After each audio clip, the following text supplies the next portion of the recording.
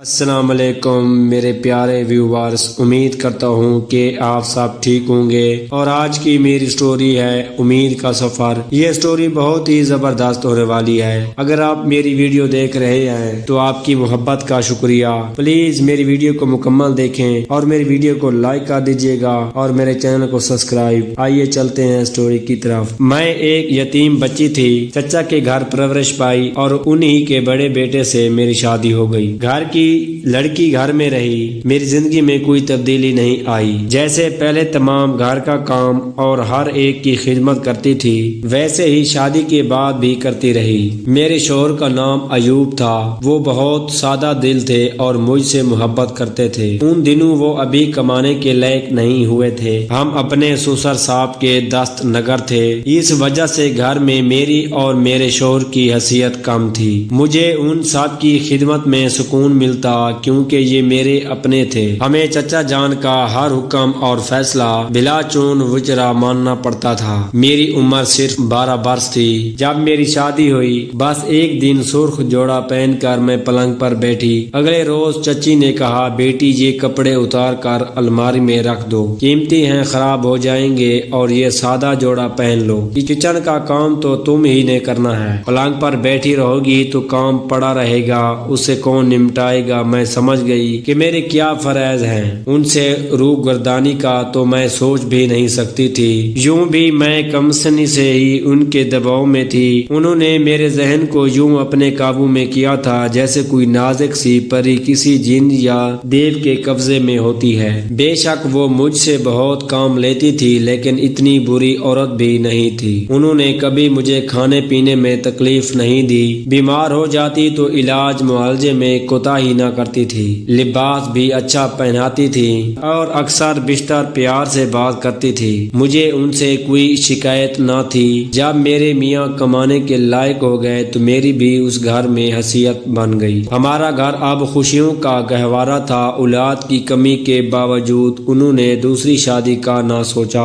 ہم نے اولاد کی خاطر کیا کیا جتن نہیں کیے، کوئی حکیم ڈاکٹر نہ چھوڑا۔ منتیں مرادیں دربار درگاہیں، غرض جہاں کوئی بتاتا ہم وہاں چلے جاتے۔ ہم نے ابھی تک امید کا دامن تھام رکھا تھا۔ ان دنوں میرے شوہر کے پاس موٹر سائیکل تھی۔ ایک رات سونے سے قبل میں نے انہیں تکلیف سے کراتے دیکھا۔ وہ بولے، آج میں موٹر سائیکل پر جا رہا تھا کہ اچانک ایک گلی سے ایک لڑکا نکلا اور میری موٹر سائیکل کے سامنے آ گیا۔ اس کو بچاتے ہوئے میں خود زخمی ہو گیا۔ ایوب کی تکلیف پر دل کانپ گیا۔ میں رونے لگی تو انہوں نے کہا، ابھی تو تم میری ذرا سی تکلیف برداشت نہیں کر پا رہی ہو، اگر میں مر گیا ہوتا تو پھر کیا کرتی؟ میں نے ان کے منہ پر ہاتھ رکھ دیا، خدا نہ کرے آپ ہمیشہ سلامت رہیں، میں پہلے مروں گی۔ پھر ہم نے کہا، ہم اکٹھے جئیں گے اور اکٹھے مریں گے۔ وقت گزرتا رہا۔ اس واقعے کے تیسرے سال اللہ تعالیٰ نے میرے خاوند کو کاروبار میں اتنا منافع دیا کہ انہوں نے ایک نئی گاڑی خرید لی۔ ہم اس نئی گاڑی میں کسی کی بتائی ہوئی جگہ پر گئے، بچے کے لیے دعا مانگی اور وہاں ایوب کے دوست کے ہاں ایک دن ٹھہر گئے۔ میرے شوہر کو مجھ سے اتنی محبت تھی کہ جہاں ہم جاتے ایوب نہ صرف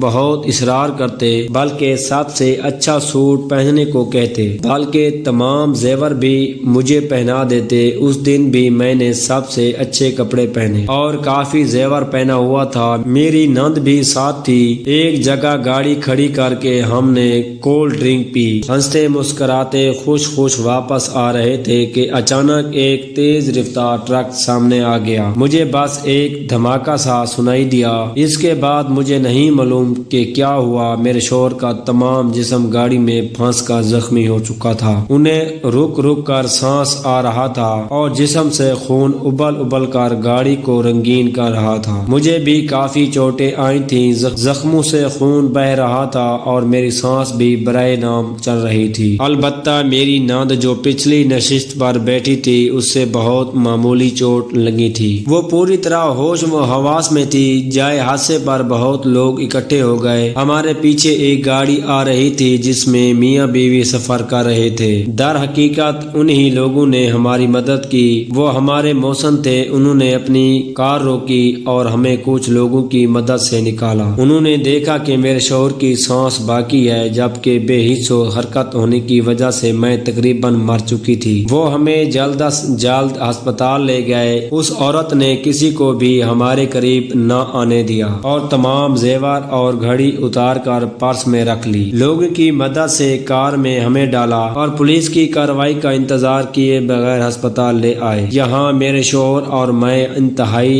نگہداشت کے وارڈ میں داخل کر لیے گئے، جبکہ میری نند کی مرہم پٹی کر کے اسے رخصت کر دیا گیا۔ میری نند نے گھر فون کر کے اطلاع دی۔ اطلاع ملتے ہی گھر والے ہسپتال آ گئے۔ شاید میرے شوہر کی سانسیں گھر والوں کے انتظار میں ہی کمزور ہو گئی تھیں۔ ان کے آتے ہی انہوں نے دم توڑ دیا۔ اب ڈاکٹروں نے میری جان بچانے کی ہر ممکن کوشش کی۔ ان موسنوں نے تمام زیور اور سامان میرے گھر والوں کے حوالے کیا۔ جب مجھے ہوش آیا تو میں یادداشت کھو چکی تھی۔ سب گھر والے میرے گرد جمع تھے مگر میں انہیں پہچان نہ پا رہی تھی۔ ڈاکٹروں نے ہر ممکن کوشش کی کہ میری یادداشت لوٹ آئے، اگرچہ میں میٹرک پاس نہیں تھی، لیکن میرا ذہن اس طرح کام کر رہا تھا جیسے کسی اعلیٰ تعلیم یافتہ آدمی کا ذہن ہوتا ہے۔ اس تبدیلی پر سب ہی حیران تھے۔ ایک ماہ تک میری یادداشت گم رہی۔ میں بے تحاشا خمیازہ بھگت رہی تھی۔ بازوؤں کا ڈاکٹر نے 3 بار آپریشن کیا۔ رفتہ رفتہ زخم اچھے ہونے لگے۔ اس وقت تک مجھے علم نہیں تھا کہ ایوب فوت ہو چکے ہیں۔ گھر والے مجھے بتاتے بھی نہیں تھے اور نہ ہی میں سمجھ سکتی تھی۔ اگر یہ سٹوری آپ کو اچھی لگی ہو تو میرے چینل کو سبسکرائب اور میری ویڈیو کو لائک کر دیجیے گا۔ شکریہ۔